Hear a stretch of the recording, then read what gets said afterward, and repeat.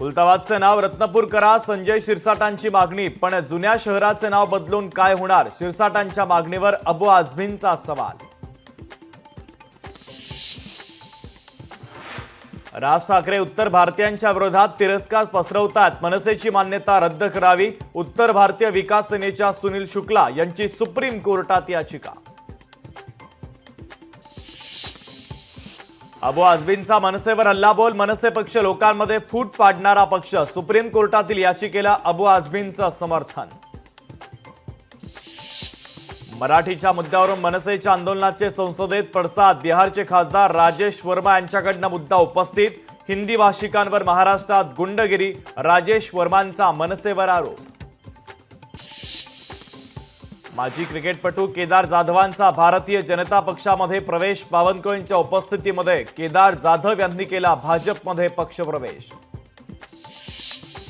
राज्याचं वाळू धोरण जाहीर. आता घरकुलांसाठी 5 ब्रासपर्यंत मोफत वाळू मिळणार. महसूल मंत्री चंद्रशेखर बावनकुळे यांची मोठी घोषणा.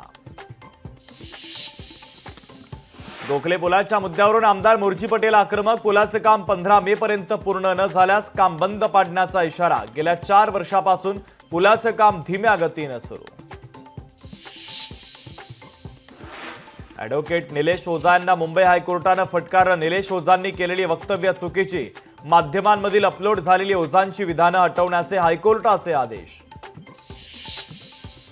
छत्रपती संभाजीनगरमध्ये कॉलेजच्या हॉस्टेलचं छत कोसळलं. अचानक छत कोसळल्यानं वसतिगृहातील विद्यार्थ्यांमध्ये भीतीचं वातावरण.